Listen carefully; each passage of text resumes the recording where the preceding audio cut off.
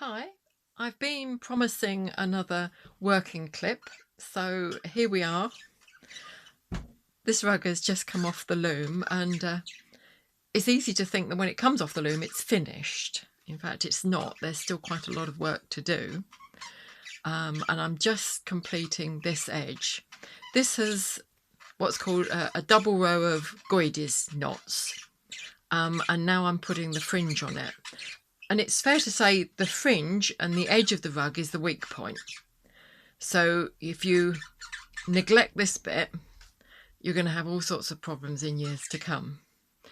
You need to make it very secure, because what will tend to happen is this is the weft, this is the sheep's fleece that's been spun, will work out and put pressure on here.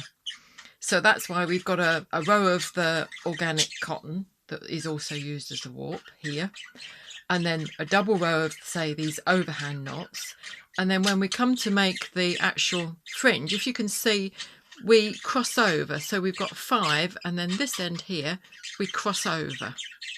That again makes a really strong edge. If we didn't do that and it just did that, we've got a gap point. And if you look at some rugs, you'll see that they start to give, and you have this sort of erratic, wavy edge to them. And that's what we try and avoid. The other thing someone was asking about, the fact that these are trimmed. We just take that edge off. And then you can see that there are still little bits and pieces of the spun yarn. This is Herdwick, very coarse.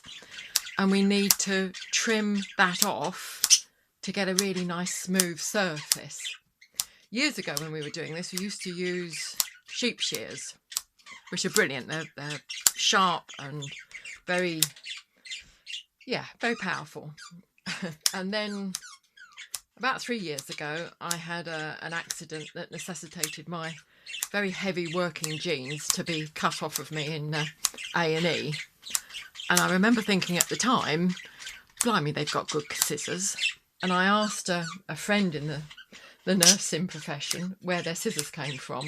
And I now use medical scissors, because they are so much better than any sort of craft scissors that you can find.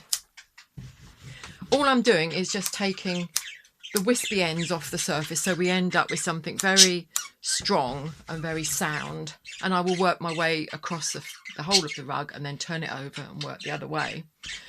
We want a rug that is absolutely solid, and you can really give it some tough wear. I like to think they will last a lifetime. And once it's trimmed both sides, the last thing that we do is we've got a little label that is stitched on, and then we have a swing ticket that talks about how you can wash it with ease, and then it's parcelled up. So think of me here, snipping away with my scissors. Thanks for watching.